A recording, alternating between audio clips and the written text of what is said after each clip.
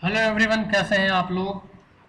दक्ष education के इस official YouTube channel में आप सबों का स्वागत है।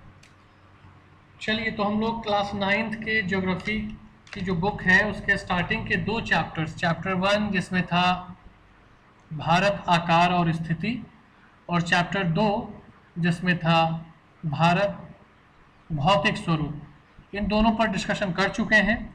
इन दोनों वीडियोस के लिंक इस वीडियो के डिस्क्रिप्शन में आपको मिल जाएगी। अगर आप इस चैनल पर नए हैं तो आप पहले उन दोनों वीडियोस के देखें, फिर थर्ड चैप्टर पर आएँ जिसका नाम है अपवाह, ड्रेनेज सिस्टम कहा जाता है इंग्लिश में इसको।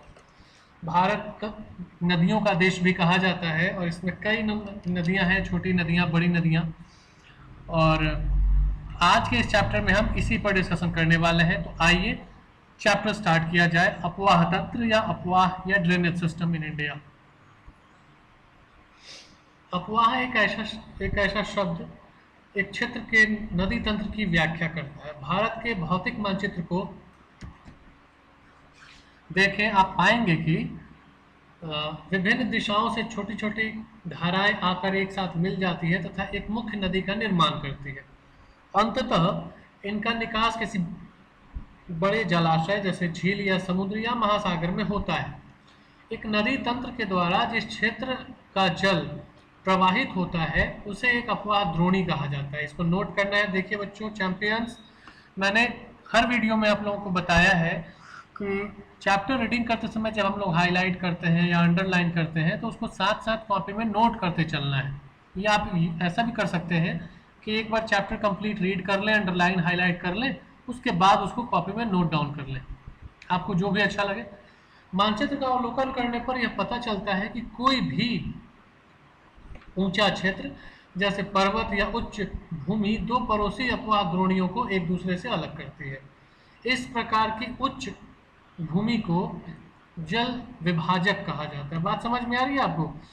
दो निचली जमीन के बीच अगर कोई एक ऊंची जमीन है, जैसा कि आपको ऊपर के इस चित्र में दिख रहा है, तो बीच वाली जो ऊपरी जमीन है, ऊंची जमीन है, उच्च भूमि है, उसको जल विभाजक कहा जाता है। क्या आप जानते हैं विश्व की सबसे बड़ी अपवाह द्रोणी जो है वो अमेजन नदी की है। अमेजन नदी की है। आगे बढ़ते हैं हम लोग। भारत में अपवाह तंत्र क्या है, कैसा है, इस पर बात करेंगे अब। भारत के अपवाह तंत्र का नियंत्रण मुख्यतः भौगोलिक आकृतियों के द्वारा होता है। हर जगह एक्चुअली इसी से होता है। इस आधार पर भारतीय नदियों को दो प्रमुख वर्गों में विभाजित किया जा सकता है। कौन कौन ये दो वर्ग हैं? हिमालय की नदियां और प्रायद्वीपीय नदियां। भारत के दो मुख्य भौगोलिक क्षेत्रों से उत्पन्न होने के कारण हिमालय तथा प्रायद्वीपीय नदियां एक दूसरे से भिन्न हैं। याद रखिएगा, हिमालय तथा प्रायद्वीपीय नदियां एक दूसरे से भिन्न हैं। हिमालय की अधिकतर नदियां बारहमासी नदियां होती हैं। बारहमासी का मतलब सालों भर पानी रहता है। इसमें वर्ष भर पानी रहता है क्योंकि इन्हें वर्षा के अतिरिक्त ऊंचे पर्वतों से पिघलने वाले हिम के द्वारा भी जल प्राप्त होता है। हिमालय की दो मुख्य नदियां सिंधु तथा ब्रह्मपुत्र इस पर्वतीय श्रृंखला के उत्तरी हिस्से से निकलती हैं, उत्तरी भाग से निकलती हैं। इन नदियों ने पर्वतों को काट कर गॉर्जों का निर्माण किया। गॉर्ज मतलब होता है महाखंड। गॉर्ज का निर्माण किया। हिमालय की नदियां अपने उत्पत्ति स्थान से लेकर समुद्र तक के लंबे रास्ते को तय करती हैं।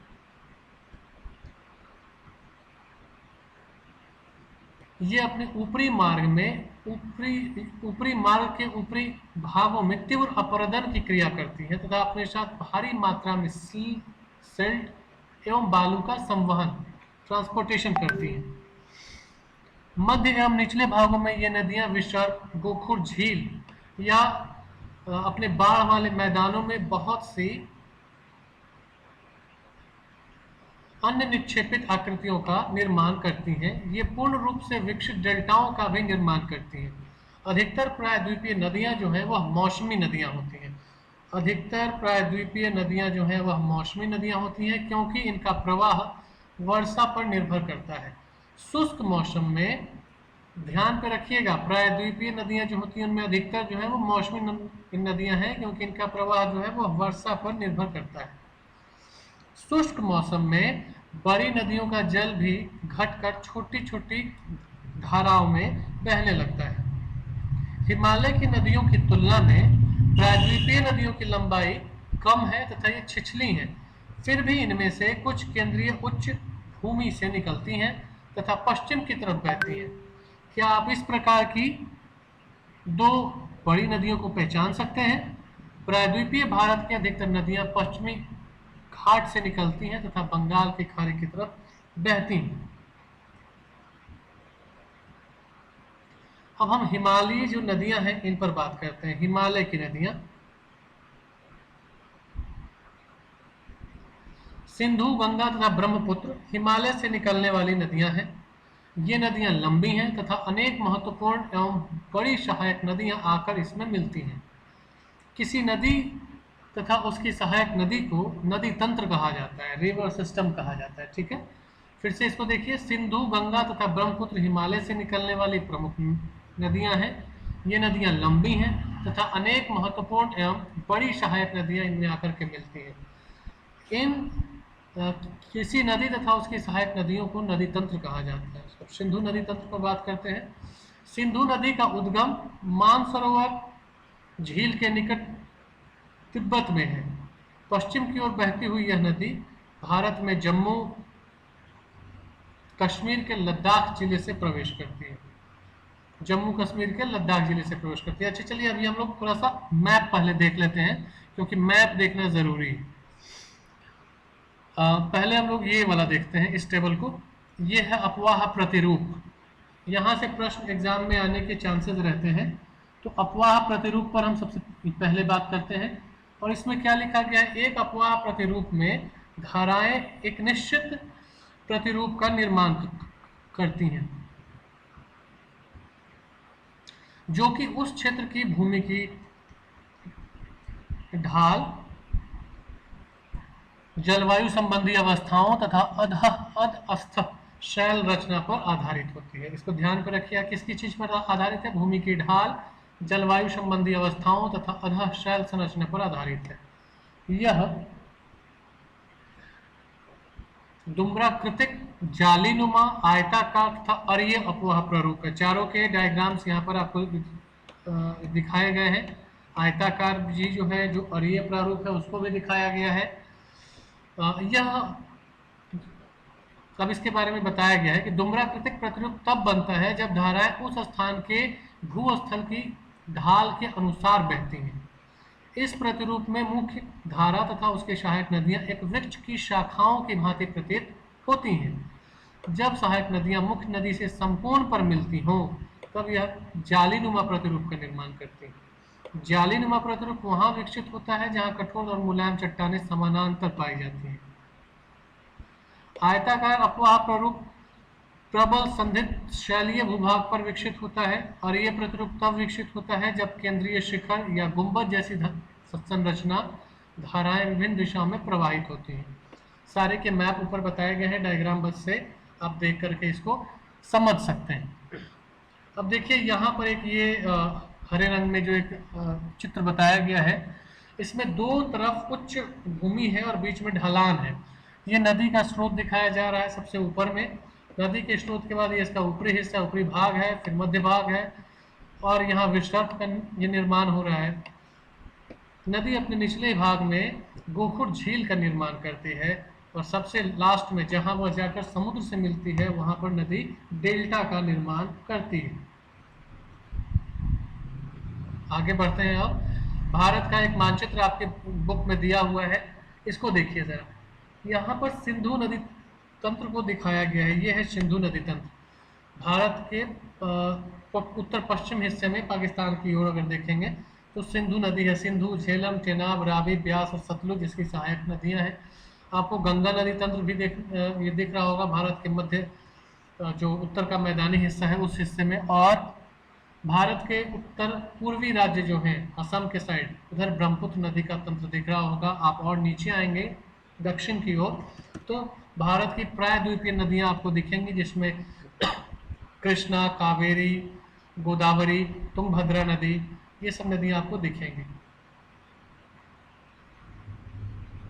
अगर आप भारत के पश्चिम की ओर देखें तो गुजरात के पास अरब सागर में नर्मदा नदी और ताप्ती नदी जाकर के गिरती है, वो भी आपको दिखाई दे रही है। अब हम आगे बढ़ते हैं। इस क्षेत्र में बहुत सी सहायक नदियां हैं, जैसे जास्कर, नुब्रा, श्योक तथा हुंजा इस नदी में मिलती है। सिंधु नदी बलूचिस्तान तथा गिलगित से बहते हुए अटक में परिवर्ती पर्वतीय पर्वतीय क्षेत्र से बाहर निकलती है। सतलुज, ब्यास, रावी, चेनाब तथा झेलम आपस में मिलकर पाकिस्तान में मिठनकोट के पास सिंधु नदी में मिल जाती है। इसके बाद यह नदी दक्षिण की तरफ बहती है और अंत में कराची से पूर्व की ओर अरब सागर में मिल जाती है। सिंधु नदी के मैदान का ढाल बहुत धीमा है। सिंधु द्रोणी का एक तिहाई से कुछ अधिक भाग भारत के जम्मू कश्मीर, हिमाचल तथा पंजाब में, शेष भाग पाकिस्तान में स्थित है। ये सब नोट करने वाली पॉइंट्स हैं। 2900 किलोमीटर लंबी सिंधु नदी विश्व की लंबी नदियों में से एक है। अब यहाँ बॉक्स में लिखा हुआ है कि आप जानते हैं कि सिंधु नदी जल समझौता के अनुच्छेदों के अनुसार भारत इस नदी प्रक्रम के संपूर्ण जल का केवल 20% जल ही उपयोग कर सकता है। इस जल का उपयोग हम पंजाब, हरियाणा, राजस्थान के दक्षिण पश्चिम भागों में सिंचाई के लिए करते हैं। आगे बढ़ते हैं। अब गंगा नदी तंत्र के बारे में बात करेंगे। गंगा नदी तंत्र। गंगा की मुख्य धारा भागीरथी गंगोत्री हिमानी से निकलती है तथा अलकनंदा उत्तराखंड के देवप्रयाग में इससे मिल जाती है। हरिद्वार के पास गंगा पर्वतीय भाग को छोड़कर मैदानी भाग में प्रवेश करती है। हिमालय से निकलने वाली बहुत सी नदियां आकर गंगा में मिलती हैं, जिनमें से कुछ प्रमुख नदियां यमुना, घाघरा, गंडक तथा कोसी हैं। यमुना नदी हिमालय के यमुनोत्री ग्लेशियर या हिमानी से निकलती है। यह गंगा के दाहिने किनारे के समानांतर बहती है, समानांतर पैरेलल बहती है तथा इलाहाबाद, जिसका नाम अब प्रयागराज हो गया है, प्रयागराज में आकर गंगा में मिल जाती है। घाघरा, गंडक, कोसी नेपाल हिमालय से निकलती हैं। इनके कारण प्रत्येक वर्ष उत्तर के मैदानी हिस्सों के कुछ हिस्से में बाढ़ की स्थिति हो जाती है, जिससे बड़े पैमाने पर जान माल का नुकसान होता है। लेकिन ये वे नदियां हैं जो मिट्टी के उपजाऊपन को बरकरार रखती हैं और उसको उपजाऊपन प्रदान कर हमेशा कृषि योग्य बनाए रखती हैं। अब हम देखते हैं कि प्रायद्वीपीय उच्च भूमि से आने वाली मुख्य सहायक नदियां, जो गंगा की सहायक नदियां हैं, चंबल, बेतवा तथा सोन है। ये अर्धशुष्क क्षेत्रों से निकलती हैं। इनकी लंबाई कम है तथा इसमें पानी की मात्रा भी कम होती है। बाएं तथा दाहिने किनारे की सहायक नदियों के जल से परिपूर्ण होकर गंगा पूर्व दिशा में पश्चिम बंगाल के फरक्का डैम तक बहती है। फरक्का वहां बैराज बना हुआ है। यह गंगा डेल्टा का सबसे उत्तरी बिंदु है। यहाँ नदी दो भागों में बट जाती है। पहली का नाम हो जाता है भागीरथी और दूसरे का नाम है हुगली, जो इसकी एक वितरिका है। दक्षिण की तरफ बहती है तथा डेल्टा के मैदान से होते हुए बंगाल की खाड़ी में मिल जाती है।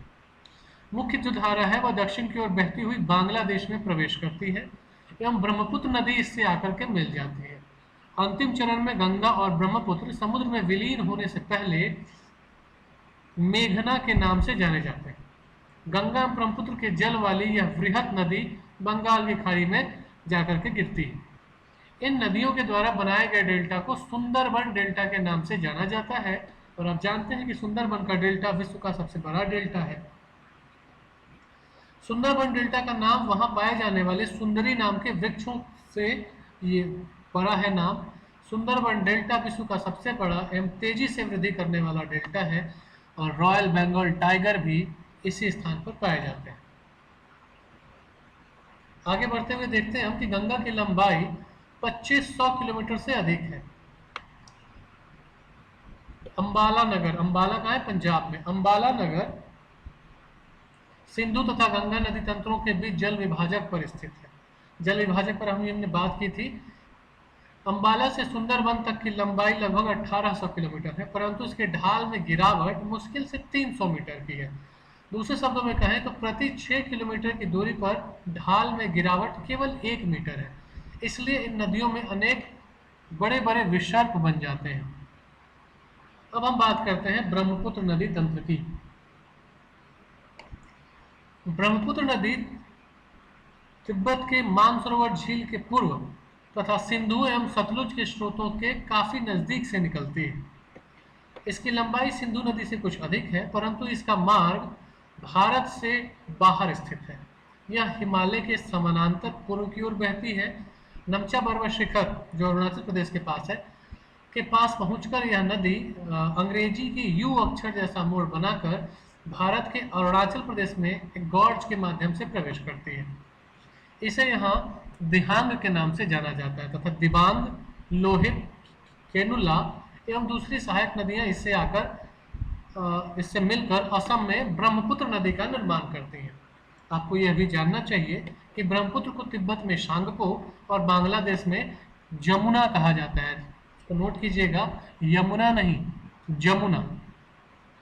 तिब्बत एक शीत एवं शुष्क क्षेत्र है, अतः यहाँ इस नदी में जल एवं सिल्ट की मात्रा बहुत कम होती है। भारत में यह उच्च वर्षा क्षेत्र वाले क्षेत्र से होकर गुजरती है। यह नदी में जल एवं सिल्ट की मात्रा बढ़ जाती है। असम में ब्रह्मपुत्र अनेक अलग अलग धाराओं में बहकर एक गुम्फित नदी के रूप में बहती है तथा बहुत से नदी द्वीपों का निर्माण करती है। आपको मालूम होगा कि विश्व का सबसे बड़ा जो नदीय द्वीप है जहाँ पर इंसान रहते हैं वह है माजुली द्वीप, जो ब्रह्मपुत्र नदी में ही है। प्रत्येक वर्ष वर्षा ऋतु में यह नदी अपने किनारों से ऊपर बहने लगती है एवं बाढ़ के द्वारा असम तथा बांग्लादेश में बहुत अधिक क्षति पहुंचाती है। उत्तर भारत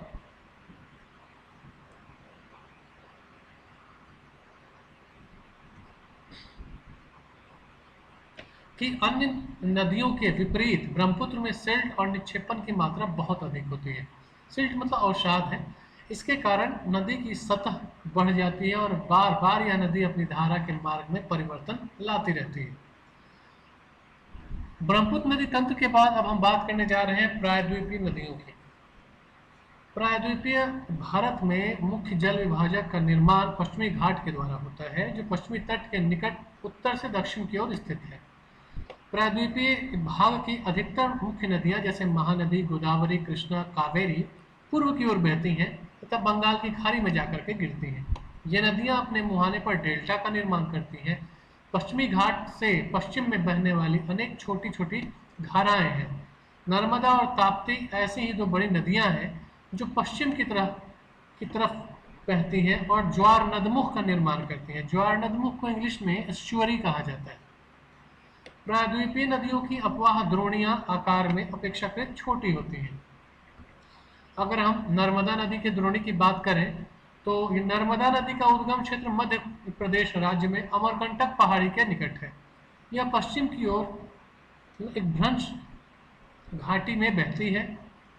समुद्र तक पहुंचने के क्रम में यह नदी बहुत से दर्शनीय स्थलों का निर्माण करती है। जबलपुर के निकट संगमरमर के सैलों में यह नदी गहरे गॉर्ज से बहती है। जहां यह नदी तीव्र ढाल से गिरती है वहां एक वाटरफॉल जलप्रपात का निर्माण होता है, जिसे हम धुआंधार जल प्रपात के नाम से जानते हैं। नर्मदा की सभी सहायक नदियां बहुत छोटी हैं। इनमें से अधिकतर समकोण पर मुख्य धारा से मिलती हैं। नर्मदा द्रोणी मध्य प्रदेश तथा गुजरात के कुछ हिस्सों में विस्तृत है। यहीं पर अगर हम ताप्ती नदी के द्रोणी की बात करें तो ताप्ती नदी का उद्गम भी मध्य प्रदेश राज्य के बैतूल जिले में सतपुरा की श्रृंखलाओं में। यह भी नर्मदा के समानांतर एक भ्रंश घाटी से होकर बहती है, लेकिन इसकी लंबाई बहुत कम है। इसकी द्रोणी मध्य प्रदेश, गुजरात और महाराष्ट्र राज्य में है। ध्यान रखिएगा, मध्य प्रदेश, गुजरात और महाराष्ट्र राज्य में है। अरब सागर तथा पश्चिमी घाट के बीच का तटीय मैदान बहुत अधिक संकीर्ण है, पतला है, इसलिए तटीय नदियों की लंबाई बहुत कम है।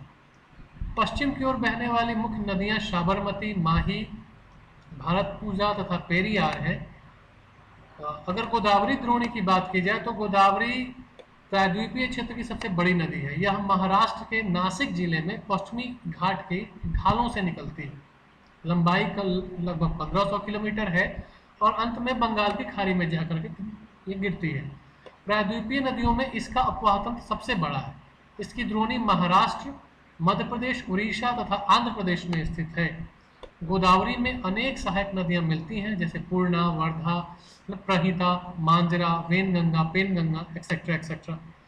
इनमें से अंतिम तीनों सहायक नदियां बहुत बड़ी हैं, मांजरा, वेनगंगा तथा पेनगंगा। बड़े आकार और विस्तार के कारण इसे दक्षिण की गंगा भी कहा जाता है।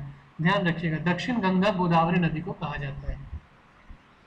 अगर हम महानदी द्रोणी की बात करें तो महानदी का उद्गम छत्तीसगढ़ की उच्च भूमि से होता है तथा यह उड़ीसा होते हुए बंगाल की खाड़ी में मिलती है। इस नदी की लंबाई 860 किलोमीटर है। इसकी अफवाह द्रोणी महाराष्ट्र, छत्तीसगढ़, झारखंड तथा उड़ीसा में है। अगर हम कृष्णा द्रोणी की बात करें तो महाराष्ट्र के पश्चिमी घाट में महाबलेश्वर के निकट एक स्रोत से निकलकर कृष्णा नदी लगभग 1400 किलोमीटर लंबाई में बहकर अंततः बंगाल की खाड़ी में जाकर के गिरती है। तुंगभद्रा, कोयना, घाटप्रभा, मूशी तथा भीमा इसकी प्रमुख सहायक नदियां हैं। इसकी द्रोणी महाराष्ट्र, कर्नाटक और आंध्र प्रदेश में है। अगर कावेरी नदी की बात की जाए तो कावेरी पश्चिमी घाट के ब्रह्मगिरी श्रृंखला से निकलती है तथा तमिलनाडु और कुडलूर के दक्षिण में बंगाल की खाड़ी में मिल जाती है। इसकी लंबाई 760 किलोमीटर है। इसकी प्रमुख सहायक नदियां हैं अमरावती, भवानी, हिमावती, काबिनी। इसकी द्रोणी तमिलनाडु, केरल और कर्नाटक में विस्तृत है। इन बड़ी नदियों के अतिरिक्त कुछ छोटी नदियां भी हैं जो पूर्व की तरफ बहती हैं, जैसे दामोदर, ब्रहनी, बैतरणी तथा स्वर्ण रेखा कुछ महत्वपूर्ण उदाहरण हैं इनमें।